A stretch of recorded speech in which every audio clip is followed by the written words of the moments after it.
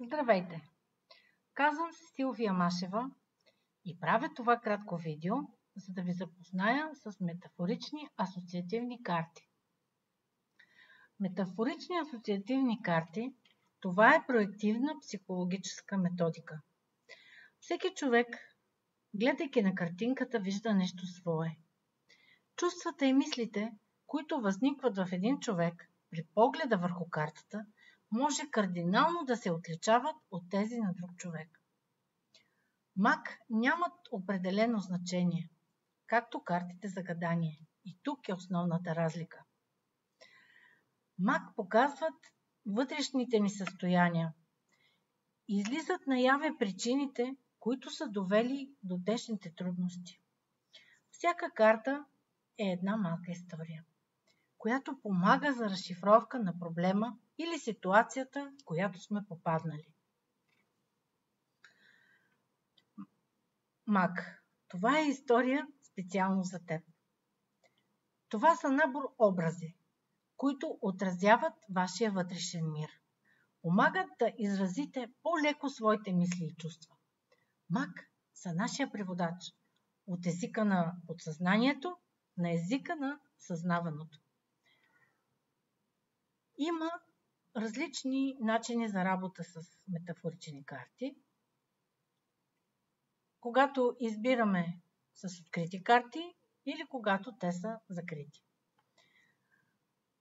Ще направя кратка демонстрация с първите карти, които са наречени ох карти. Защо ох? Защото съзнавайки нещо, човекът е възкликвал ох. Да, това е. И така. Държа колодата карти пред себе си и ще избера карта. Първо определяме обаче моя въпрос. Какъв е той? Имам един проект, който има забавяне. И нещо се не върви и не се движи така, както бих искала аз. Бих искала с картите да изследвам моето вътрешно състояние и може би причините, които все още не съзнавам. За да мога да взема мерки и съответно нещата да се получат така, както бих искала аз. И така. Ето ги моите карти. Това са набор от картинки. И сега изтеглям една без да гледам, защото желая отговорът да дойде от безсъзнаваното. И така. Каква карта изтеглих? Ето показвам. Какво виждам на тази карта? Това е едно стълбище и води до една врата, която е отворена. Пак повтарям, за всеки това може да означава нещо различно. За мен е в случая каква е първата асоциация, която ми идва. Тази карта отразява действително състоянието. Моя проект е тук. Значи, за да се получи, аз трябва да извървя всичките тези стълби и да стигна догоре. Тогава вратата ще ми бъде отворена. Тоест, има още неща, които трябва да преодолея, за да може нещата да се получат. И какви са те? Тегля втора карта.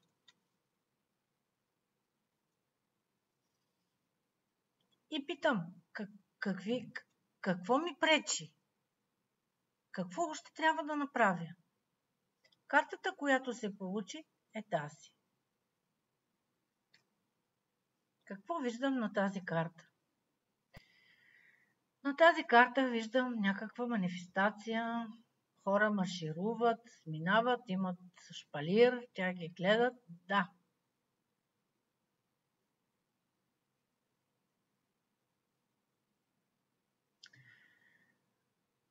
Може би пречи, какво ми пречи? Може би искам да съм знаменосеца, да нося знамето. А все още моят проект, може би съм някъде тук на тази стълба. Може би трябва да извървя още този път, за да се получи това, което искам и аз да бъда този знаменосец. Защото разбира се, Бих искала моята работа да се увенчае с успех. И така, каква друга пречка виждам? Каква друга пречка има? Сега картите ще ми подскажат, метафоричните карти. Изтеглям друга карта. Момент. Нека да покажа. Тук виждаме една спалня. Спалня, прозорец с цветя, всичко е в зелено. Какво ми говори тази спалня? Каква е първата асоциация, която на какви мисли ме навежда? Много често вечер, когато си легна, правя планове. Така ще бъде, иначе ще бъде. Но на следващия ден не правя това, което съм замислила.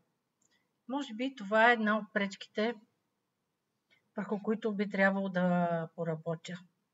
За мое улеснение, метафоричните карти ОХ имат и думички.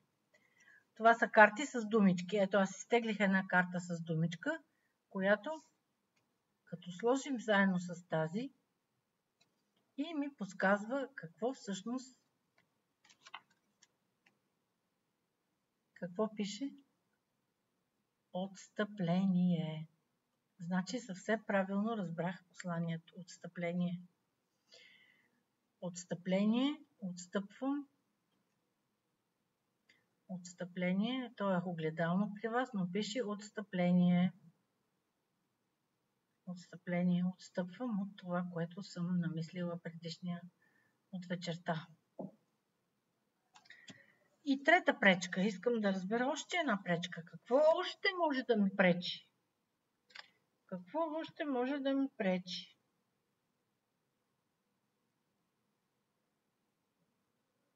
Тази карта, виждам жена, силует според мен е на жена, която е застанала пред една картина. Образът не е много ясен, размит е, но за мен това е... Каква беше първата асоциация, която направих? Просто има някаква тъмна страна, която аз трябва да разгадая. Все още не мога да разгадая каква е тя, за да мога да достигна това хубаво време, тази хубава картинка, пред която е застанала жената. Има все още нещо, което ми пречи. Ще изтегля още една карта. Тя ще бъде последна. От това какви са пречките, които...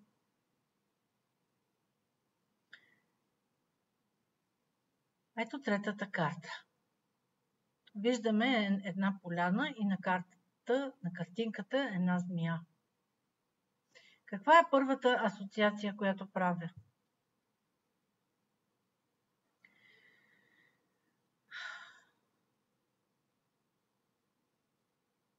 За мен тя е свързана с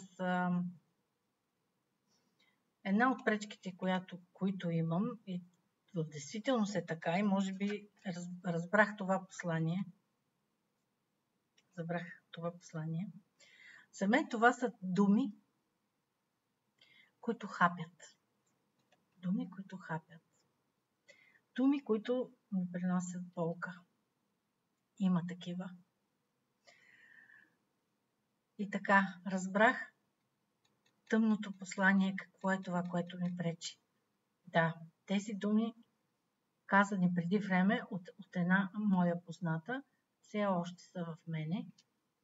И те ми пречат да продължа с проекта, защото бих искала да го направя идеален. Бих искала да го направя идеален. Да няма повод за ето такива лоши думи. Това е, което до тук ми подсказаха метафоричните карти и на мене ми олеква, защото разбрах основните причини, които ми пречат.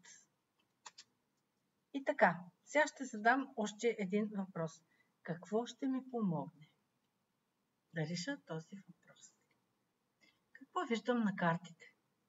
На картинката виждам мъж и жена, които заедно вървят на брега на морето. Ами, това е. Бих си дала почивка с приятна компания. Защото всички имаме нужда да заредим батериите. Така, питам още веднъж. Кое би ми помогнало за осъществяване на моя проект? Какво виждаме тук? Тази картинка веднага я определих като съд. Макар че това не е съд. Това на някой ще му заприлича на класна стая. На някой друг ще му заприлича на офиса, в който работи. На трети ще му навее спомен от училищните години и така нататък. Това е силата на метафоричните карти.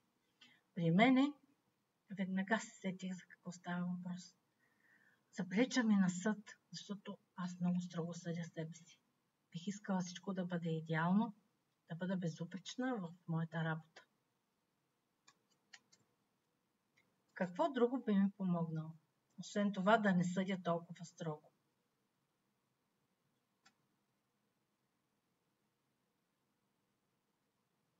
Ето картинката, която ми се падна. Коя е първата асоциация? Какво виждам на нея? Виждам едно дърво и един мравуняк. Ами, това, което първо ми дойде, гледайки тази карта, това е, направих асоциация с труд. Както мравките се трудят и всеки ден по-малко градят своя мравуняк, така и аз трябва с всекидневен труд да постигна това, което искам. Труд. Ще изтегля и една карта с дума. Просто така. Вземам от картите и изтеглям една думичка. Давам. Значи давам. Пише го обратно за вас, защото огледално се получава в видеото. Давам. Да, трябва да дам повече от себе си. Труд. Това беше кратката ми демонстрация. Аз съм доволна. Разбрах причините, разбрах посланието и смятам да приема това, което ми подсказаха картите, да отида на мечтаната почивка, да не съдя толкова строго